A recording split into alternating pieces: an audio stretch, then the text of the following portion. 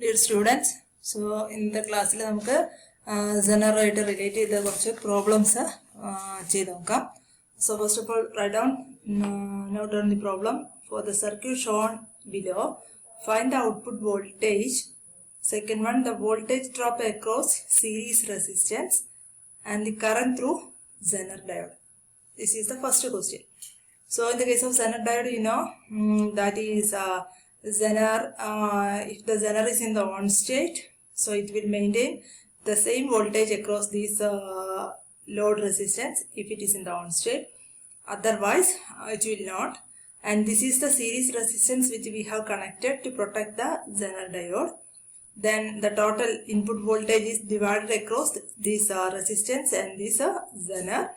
Okay, and this Zener can be replaced with a battery of 50 volt in this case if it is in the on state. These are the points and which we have to note in the case of doing Zener problems. Then another one is that this current is dividing in between IZ and IL, that is I is equal to IL plus IZ. So these two currents can be adjusted. The current through Zener can be adjusted so that it maintains. Suppose we have a variation in load resistance, then this load current changes depending upon that. So depending upon that, IZ can also change such that IZ plus IL is always a constant which is equal to I. Then now we can come to the problem. So in this circuit, first of all, we have to know whether this Zener is in the on state or off state. So that for that we have to find out what is the voltage drop across this load external load resistance. So for that we have to find out the voltage. The voltage is equal to, this is the input voltage divided by total resistance 15. That is 120 divided by 15 into 10. That is the load resistance. So that voltage is obtained as 80 volt. So we can conclude that since this is greater than the Zener voltage, the Zener is in the on state. If the Zener is in the on state, then the output voltage in this case is nothing but the Zener voltage 50 volt. So that is the answer to the first problem. That is the output voltage VZ is equal to 50 volt. Now the second part of the problem is, what is the voltage drop across the series resistance? The series resistance means this resistance. So out of 120 volt, 50 volt has been divided here. 50 volt is here and 50 volt here. So these two are in parallel. So the remaining voltage will be 70 volt across this series resistance. So the voltage across this resistance will be equal to 120 minus 50, that is equal to 70 volt. Now we have to find out the answer to the third part. The third part is, what is the current through the Zener diode? The current through the Zener diode is, so we have to find out the Zener current. So in this case the output voltage is 50 volt and the output resistance is 10 kilo ohm. So load voltage you can get, load current you can get. Load current IL is equal to 50 divided by the resistance, that is equal to 50 volt divided by 10k. 10k means it is 10 into 10 raised to 3. So this comes to the numerator, so that becomes 5 into 10 raised to minus 3, that is 5 milliampere. So IL is equal to 5 milliampere. Now the current through I, that is equal to its voltage divided by its resistance, that is equal to 70 divided by 5k. So that is equal to 14 milliampere. So we have the equation I is equal to IL plus IZ. So Zener current will be equal to IZ is equal to I minus IL, that is equal to 14 minus 5, that is equal to 9 milliampere.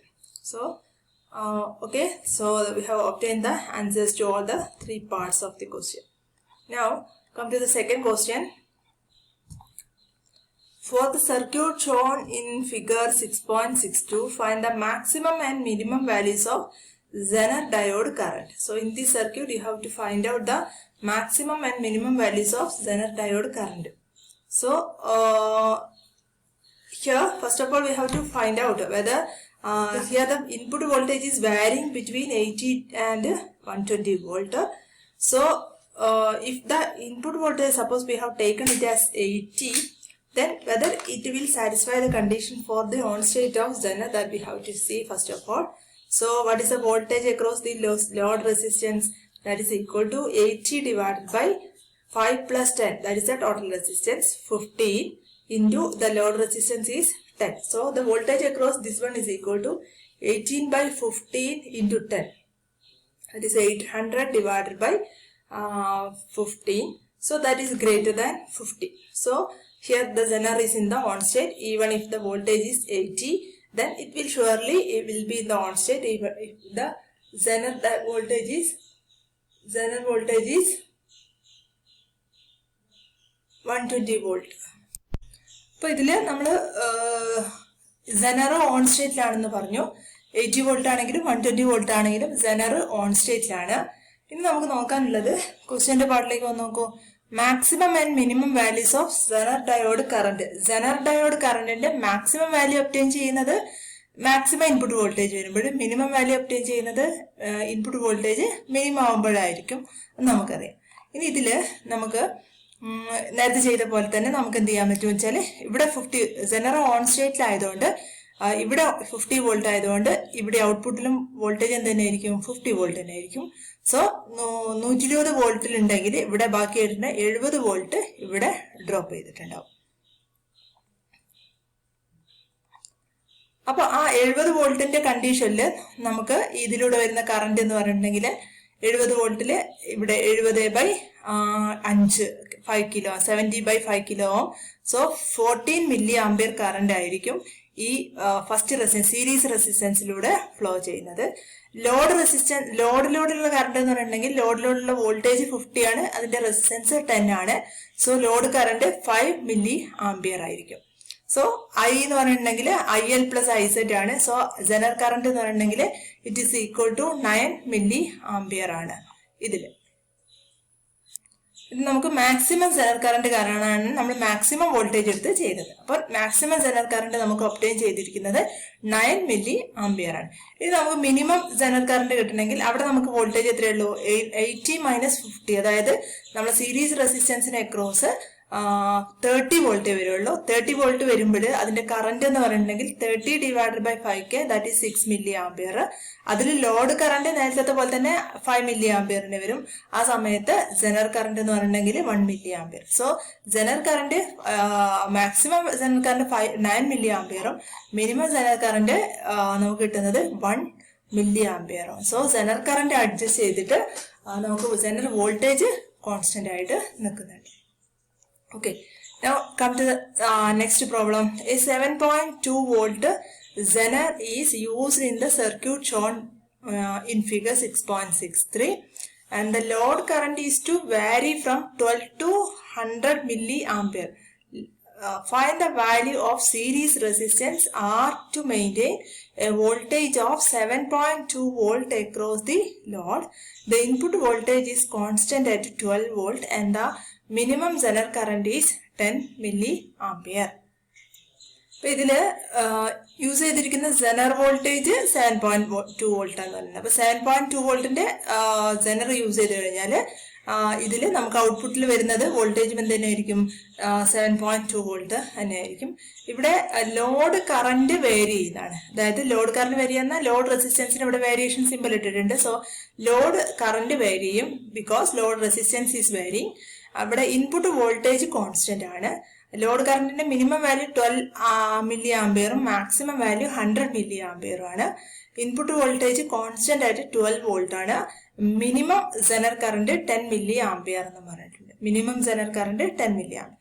അപ്പൊ ഇതിൽ നമുക്ക് EI എന്ന് പറഞ്ഞിട്ടുണ്ടെങ്കിൽ 12 volt ആണ്, VZ 7.2 volt ആണ്. So അത് നമുക്ക് ഈ റെസിസ്റ്റൻസിന്റെ വാല്യൂ ഇവിടെ വരുന്ന വോൾട്ടേജ് എന്ന് പറഞ്ഞിട്ടുണ്ടെങ്കിൽ 12 - 7.2 ഉണ്ടാവും. സോ 12 - 7.2 എന്ന് പറഞ്ഞിട്ടുണ്ടെങ്കിൽ that will be equal to how much it will be to 4.8 volt വരും. സോ ഇതിന്റെ അക്രോസ് വരുന്ന 4.8 വോൾട്ട്. അതിന് നമുക്ക് എന്ത് ചെയ്യാൻ പറ്റും, ആ റെസിസ്റ്റൻസിന്റെ value കണ്ടുപിടിക്കണമെങ്കിൽ R will be equal to that voltage EI - E0 divided by total current IZ plus I എന്ന് പറയുന്ന കറണ്ട് കൊണ്ട് ഡിവൈഡ് ചെയ്താൽ മതി.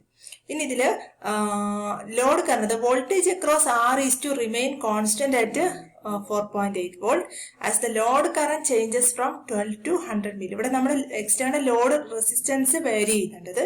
എക്സ്റ്റേണൽ ലോഡ് റെസിസ്റ്റൻസ് വേരി ചെയ്യുമ്പോൾ അവിടെ പറഞ്ഞിട്ടുണ്ട് സെനറിന്റെ മിനിമം കറണ്ട് 10 മില്ലി ആംപിയർ ആണ്.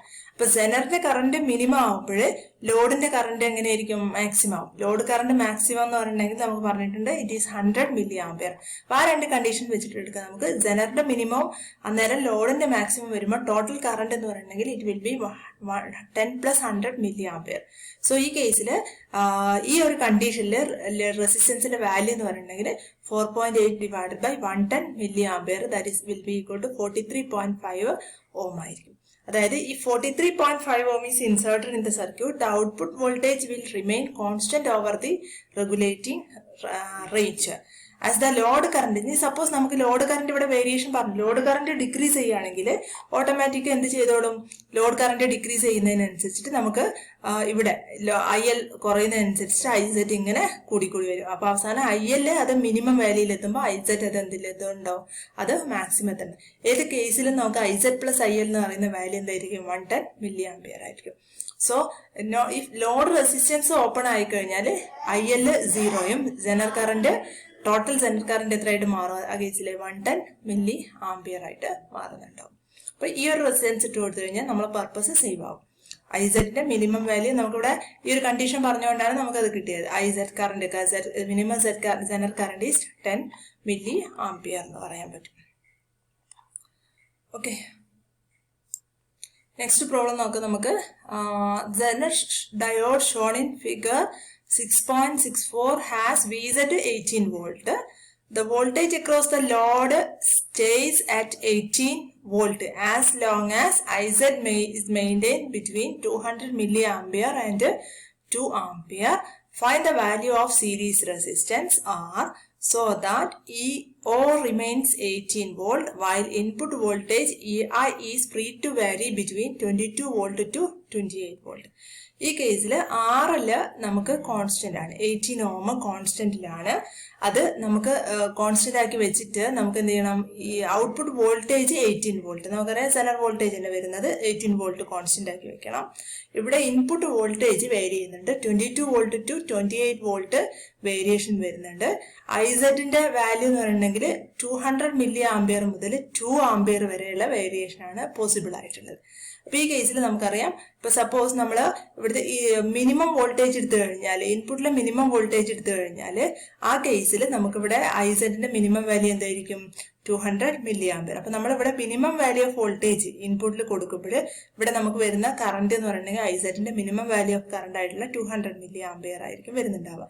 തിരിച്ച് നമ്മൾ 28 വോൾട്ട് കൊടുക്കുമ്പോൾ നമുക്ക് എന്താ എടുക്കണം? 2 ആംപിയർ കറണ്ട് എടുത്ത് സോൾവ് ചെയ്യേണ്ടി വരും. അപ്പൊ നമുക്ക് ഫസ്റ്റ് പാർട്ട് നമ്മൾ 22 വോൾട്ട് എടുക്കുമ്പോൾ നമുക്ക് എന്ത് ചെയ്യാൻ പറ്റും വെച്ചാൽ ഇവിടെ വരുന്ന ഈ റെസിസ്റ്റൻസിന്റെ വാല്യൂ കിട്ടണമെങ്കിൽ എന്ത് ചെയ്താൽ മതി? ഇവിടെ വരുന്ന വോൾട്ടേജ് നിങ്ങൾക്കറിയാം, 22 വോൾട്ട് നിന്ന് 18 വോൾട്ട് മൈനസ് ചെയ്ത് കഴിഞ്ഞാൽ ബാക്കി വരുന്ന 4 വോൾട്ടാണ് ഈ റെസിസ്റ്റൻസിനെ ക്രോസ് ഡ്രോപ്പ് ചെയ്യും. ആ റെസിസ്റ്റൻസ് അതിന്റെ വോൾട്ടേജ് എന്ന് പറഞ്ഞിട്ടുണ്ടെങ്കിൽ it will be equal to അതിന്റെ ഈ റെസിസ്റ്റൻസ് വാല്യൂ എന്ന് പറഞ്ഞിട്ടുണ്ടെങ്കിൽ വോൾട്ടേജ് ഡിവൈഡ് ബൈ ഈ റെസിസ്റ്റൻസിന്റെ വാല്യൂ ആയിരിക്കും. അപ്പൊ നമുക്ക് resistance value will be equal to EI minus E0 that is 4 volt divided by ഇവിടെ നമ്മൾ ചെയ്യുന്നത് എന്താണെന്ന് വെച്ചാൽ മിനിമം ഇൻപുട്ട് വോൾട്ടേജ് ആണ്. So general current will be minimum value. So ഈ 200 is the minimum value of general current which I have already said. Then plus how will you obtain this IL maximum? So this you have to maintain at 18 volt. ഇവിടെ 18 volt ഉണ്ടാവണമെങ്കിൽ അവിടുത്തെ load current എന്ന് പറഞ്ഞെങ്കിൽ it will be 18 volt divided by 18 ohm that is will be 1 ampere. 1 ampere എന്ന് പറഞ്ഞാൽ 1000 milli ampere. അപ്പൊ ഇവിടുത്തെ IL എപ്പോഴും എന്തായിരിക്കണം? IL കോൺസ്റ്റന്റ് ആയിരിക്കണം. ഇവിടെ ILന്റെ മാക്സിമം വാല്യൂ എന്ന് പറഞ്ഞിട്ടുണ്ടെങ്കിൽ അത് എപ്പോഴും എത്ര തന്നെ ആയിരിക്കും? 1000 മില്ലി ആംപിയർ ആയിരിക്കും. അപ്പൊ ഇവിടെ IL മാക്സിമം, ഇവിടെ വേരിയേഷൻ, ഇതിന് വേരിയേഷൻ ഒന്നും വരുന്നില്ല. വേരിയേഷൻ വരിക എന്തിനു മാത്രമേ ഉള്ളൂ? വേരിയേഷൻ വരാൻ പറ്റുള്ളൂ, IZന് വേരിയേഷൻ വരാൻ പറ്റുള്ളൂ. ഈ വോൾട്ടേജ് കൂടുന്നതിനനുസരിച്ചിട്ട് ഇവിടെ IZന്റെ വാല്യൂ മാറും. സോ ദിസ് വോൾട്ടേജ് നമുക്ക് സബ്സ്റ്റിറ്റ്യൂട്ട് ചെയ്യാം. സോ 200 + 1000 സബ്സ്റ്റിറ്റ്യൂട്ട് ചെയ്ത് കഴിഞ്ഞാൽ നിങ്ങൾക്ക് 3.33 ഓം കിട്ടും. അതായത് നമ്മൾ 3.33 ഓം ഈ സർക്യൂട്ടിൽ ഇട്ട് കൊടുത്തു കഴിഞ്ഞാൽ ഈ ഒരു കണ്ടീഷൻ നമുക്ക് സാറ്റിസ്ഫൈ ചെയ്ത് എടുക്കാൻ പറ്റും.